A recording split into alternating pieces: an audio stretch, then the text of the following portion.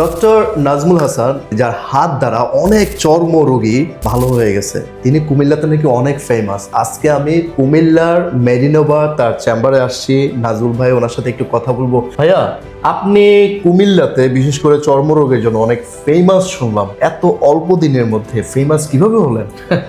আসলে এত ফেমাস না আমি, তবে যে রোগীগুলা আমার কাছে এসেছে আল্লাহর রহমতে তারা ভালো হয়েছে এবং তারা খুশি, এটুকুই বলতে পারি। আপনার কাছে কি এমন জাদু আছে বা কি কি দিয়ে আপনি যখন রোগীকে দেন আলহামদুলিল্লাহ ওরা ভালোভাবেই সুস্থ হয়ে যাচ্ছে? এটা কিন্তু আমি বানায় বলতেছি না। আপনার ফেসবুক আমি ঘাটলাম, আপনার ফেসবুকে আমি দেখলাম যে পূর্বের যে ভিডিওটা এবং আপনার ওষুধ খাওয়ার পরে পরবর্তী যে ভিডিওটা, দুইটা আকাশ পাতাল পার্থক্য। মানে ওষুধটা আপনি কিভাবে একদম এক্সাক্ট মিলাতে পারেন আমাকে যদি একটু বলতেন।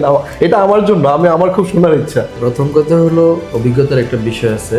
এবং প্রথমত আমাদের রুগীদের কথাগুলো ভালোভাবে শুনতে হয়। আমাদের দেশের রুগীরা এই জিনিসটাই সবচেয়ে বেশি চায় যে ডক্টর তার কথাগুলো শুনবে মনোযোগ দিয়ে এবং সে তার মনের কথাগুলো যেন পরিপূর্ণভাবে বলতে পারে। তারপরে হলো তার রোগের ডিটেলস হিস্ট্রি নিতে হয়, ইতিহাস নিতে হয়। এরপর রোগটা যদি আমরা সঠিকভাবে নির্ণয় করতে পারি তাহলে আসলে এখানে ট্রিটমেন্ট দেওয়া খুবই ইজি এবং যে কারো পক্ষেই সম্ভব। এখানে মেইন বিষয় হলো রোগটাকে সঠিকভাবে নির্ণয় করা। আর সঠিকভাবে রোগ নির্ণয় করতে পারলে ওষুধ আসলে জাদুর মতো কাজ করে।